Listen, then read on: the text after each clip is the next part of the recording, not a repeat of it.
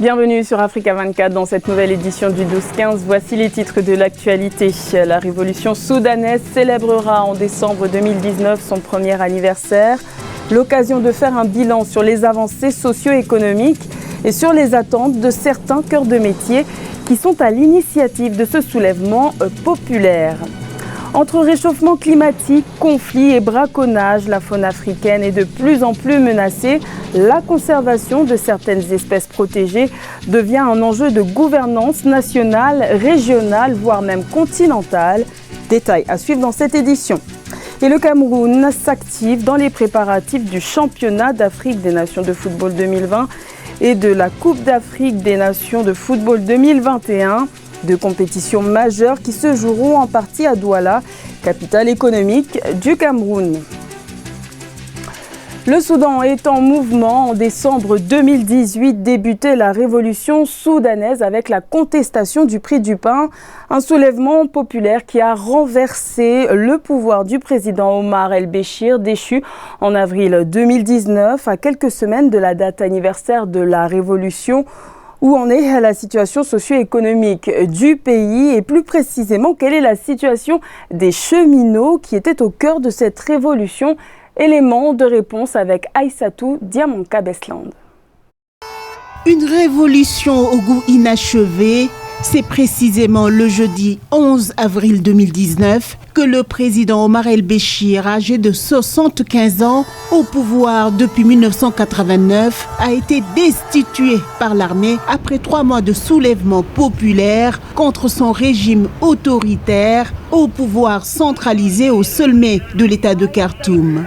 30 ans de règne furent ainsi balayés par la colère d'un peuple déterminé à réussir son projet de révolution. Mais qu'en est-il plus de 8 mois après la révolution? En effet, de nombreuses demandes ont été intentées par le peuple soudanais. La première fut le partage du pouvoir entre l'armée soudanaise et les civils. Mais d'autres priorités ont émergé avec le temps pour ces cheminots de la région d'Atbara qui avaient facilité les opérations de la révolution, à savoir le manque d'emploi, la réhabilitation du chemin de fer vétuste qui date de l'époque coloniale, le plus long réseau d'Afrique et la revalorisation des salaires très basses. Les cheminots ont le plus bas salaire du pays. Certaines personnes gagnent moins de 1200 livres soudanaises par mois, au moment où les salaires des ingénieurs et autres travailleurs peuvent atteindre 3500 livres soudanaises. La région d'Atbara, située au nord de Khartoum, fut traditionnellement l'épicentre des révolutions, comme celle d'octobre 1964 et d'avril 1985. Elle fut aussi le point de départ des mobilisations contre le régime. Ahmed Ali se souvient, il a perdu son fils lors de la révolution de 2019 qui a évincé l'ancien président. Il a donné sa vie pour le changement et j'espère que ce sacrifice mènera à un changement complet du pays. Il a été tué dans la rue, mais nous n'oublierons jamais et nous ne pardonnerons jamais. Le Soudan tente désormais de se relever. L'objectif premier du gouvernement est d'éviter l'effondrement d'une économie dévastée par 3 décennies de mauvaise gestion, de corruption et de malgouvernance. L'armée congolaise et la MONUSCO, la force de maintien de la paix des Nations Unies en République démocratique du Congo, ont annoncé le 25 novembre le lancement d'opérations conjointes à Béni, à l'est du pays. Objectif assurer la paix et la sécurité des populations civiles de la région, à l'heure où les massacres attribués aux rebelles ADF ont tué plus de 70 civils en 4 semaines. Ange Doménio. L'armée congolaise et la MONUSCO, mission des Nations Unies en République démocratique du Congo, sont à pied d'œuvre à Béni. L'est de la République démocratique du Congo est depuis quelques moments le théâtre des violences extrémistes menées par des groupes armés.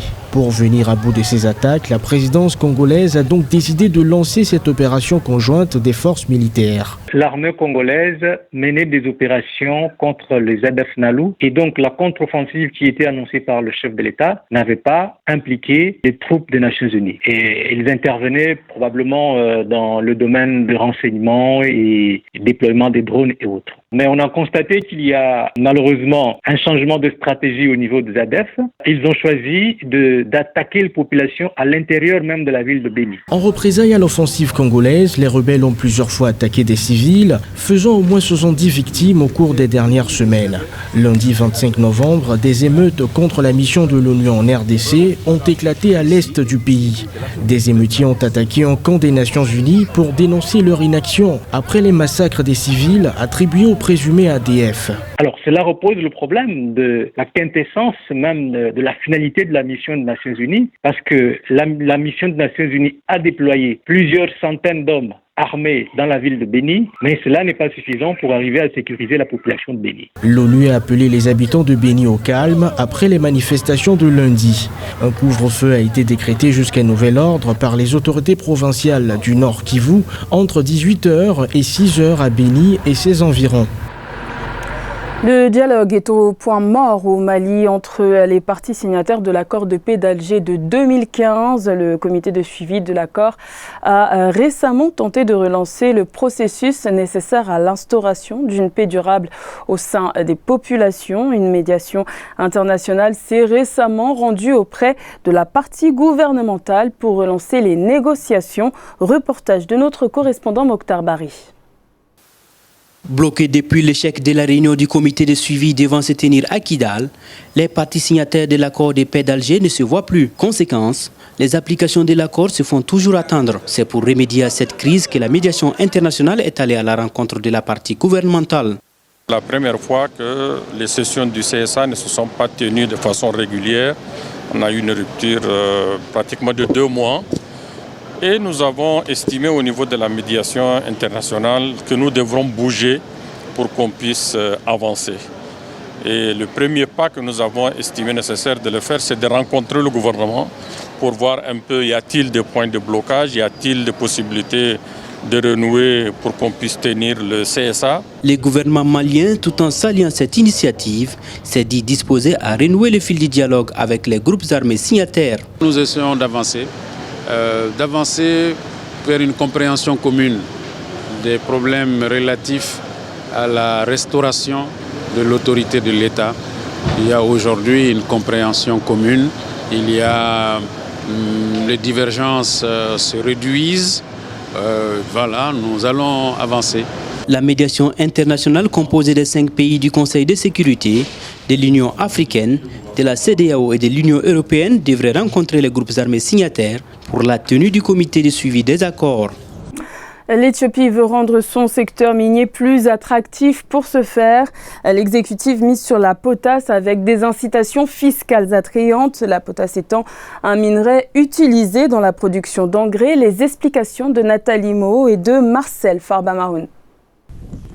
Transformer le potentiel en production en créant un cadre d'investissement minier attractif. C'est sous ce thème que l'Éthiopie amorce sa révolution minière. Le pays, au secteur minier, surtout artisanal, veut attirer des investisseurs étrangers. Principale ressource mise en avant, la potasse, riche potentiel pour la production d'engrais. Je m'imagine que ça sera une bonne nouvelle pour les investisseurs étrangers, surtout que l'Éthiopie a des minerais de grande valeur. Donc, ils ont décidé à rentabiliser ou améliorer ce secteur minier. Sans doute, il y aura des retombées économiques énormes dans ce secteur. Lors de la 2e conférence éthiopienne sur l'exploitation minière ce 25 novembre 2019, les autorités ont annoncé des incitations aux investisseurs capables d'utiliser les ressources minières pour le développement des constructions et de l'agriculture. Dans cette optique, le gouvernement a annoncé pour août 2020 la révision du code minier de l'Éthiopie. La révision du code minier pourrait déboucher à l'industrialisation du secteur. Sinon, c'était un secteur qui était typiquement artisanal, à très, très basse valeur ajoutée.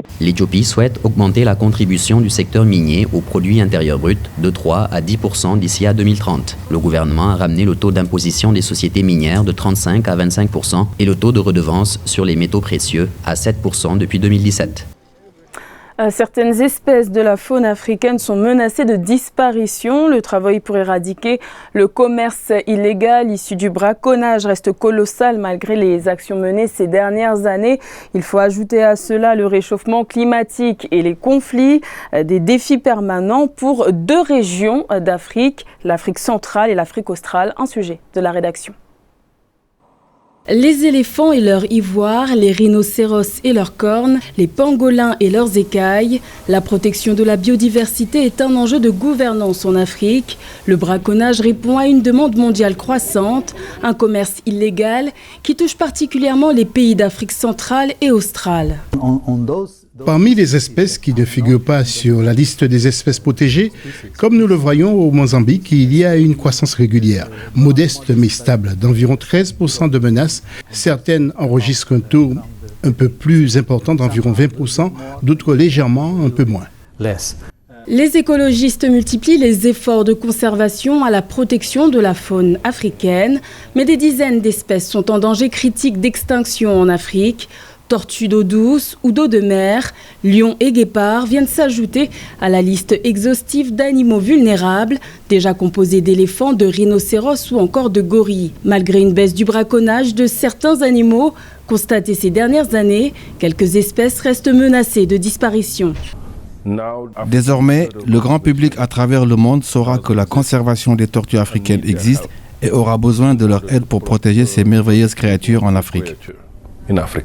Des pays tels que le Mozambique, embourbés dans des conflits internes pendant des années, n'ont pas eu les moyens de s'intéresser aux politiques de préservation de l'environnement. Entre 2010 et 2014, le Mozambique a perdu près de 60% de ses éléphants à cause du braconnage. Mais grâce à des actions engagées, étendues désormais sur un quart du territoire, le pays a su réduire à zéro le nombre d'éléphants chassés au cours de ces 2 dernières années. Le Cameroun s'apprête à accueillir 2 compétitions continentales majeures de football, à savoir le CHAN 2020 et la CAN 2021. La ville de Douala accueillera 2 poules, soit 8 sélections nationales au total. 2 stades abriteront ces rencontres, celui de Japoma et celui de la réunification de Bépanda. Reportage de notre correspondant Thierry Ndassa. Le stade de Japoma, une arène de 50 000 places en cours de finition qui accueillera en 2020 et 2021 le championnat d'Afrique des Nations et la Coupe d'Afrique des Nations. Joyau architectural réalisé par le Turc Yenigun Construction Industrie, le stade situé à une vingtaine de kilomètres du centre-ville aurait une valeur de près de 200 milliards de francs CFA. Nous sommes actuellement à un niveau d'avancement où le projet est quasi achevé et comme vous pouvez le constater, donc tout est prêt pour pouvoir accueillir la compétition, la prochaine séance qui est le CHAN et dans les mois à venir la CAN. C'est non loin du centre urbain de la capitale économique camerounaise que se dresse le 2e stade de compétition, le stade de la réunification de Bépanda. La cuvette construite en 1972 est en cours de réhabilitation par le Canadien Magil pour une extension des tribunes à 39 000 places. Les Lions indomptables viennent tout simplement de livrer un match à Yaoundé et en chemin pour Kigali, ils se sont arrêtés à Douala et sont allés faire des entraînements sur le stade annexe de Bépanda.